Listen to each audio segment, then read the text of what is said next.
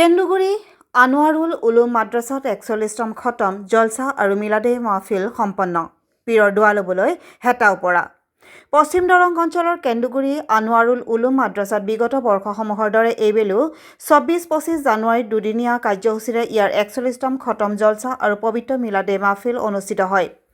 ২৪ জানুৱাৰীত পুৱা জলছাহৰ পতাকা উত্তোলন, বৃক্ষৰোপণ, কুৰাণ খতম আৰু খতমে ইউনুছ আবেলিসমূহীয়া জিয়াৰত অনুষ্ঠিত হয়। ২৫ জানুৱাৰীত পুৱা কেৰাত পাঠৰ পিছতে মঞ্চ উদ্বোধন কৰে মাদ্ৰাছা পৰিচালনা সমিতিৰ সভাপতি মহম্মদ ছালেহ। দিনৰ 10:30 বজাত আলহাজ মীৰ হুছেইনৰ পৰিচালনাত অনুষ্ঠিত মিলাদে মেহফিল ও ৱাজ নছিহতত মুখ্য অতিথি হিচাপে উপস্থিত থাকি পীৰে তৰিকত আলহাজ ছামিমুজ্জামান কাদৰী চাহেব উপস্থিত থাকি ৱাজ নছিহত কৰে আৰু আখেৰী দোৱা সম্পন্ন কৰে। নিৰ্দিষ্ট বক্তা হিচাপে মৌলানা ৰফিকুদ্দিন আহমেদেও ৱাজ নছিহত কৰে।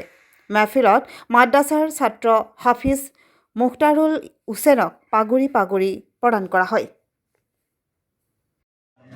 मेरे मौला तबारक व तआला करम फरमा दे, ये तेरे बंदे इस मदरसे के सहन में आंगन में हाजिर हैं।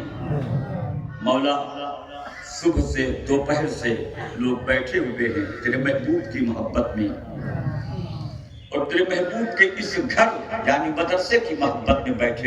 আজি ৪১ সংখ্যক জলছা আৰু খতম কেন্দুগুৰি আনোৱাৰুল মাদ্ৰাছাৰ উদ্যোগত আজি বাংগালৰ পৰা পীৰ চাহাব আহিছিলে চেৰে বাংগাল মুফতি আলহাজ মৌলানা ছামিমুজ্জামান তেখেতে দোৱা কৰিলে আৰু অসংখ্য মানুহ আপোনালোকে দেখিছে। আমি এই সঁহাৰিত আপ্লুত হৈছোঁ আৰু অনাগত দিনত আমাৰ এই অঞ্চলৰ এই অনুষ্ঠানটো যাতে সকলো মানুহে লগ লাগি আমি আগন্তুক দিনত জীয়াই ৰাখিব পাৰোঁ তাৰ কাৰণে দিন দৰদী সকলোৰে ওচৰত আমি আন্তৰিকতাৰে প্ৰাৰ্থনা জনাইছোঁ।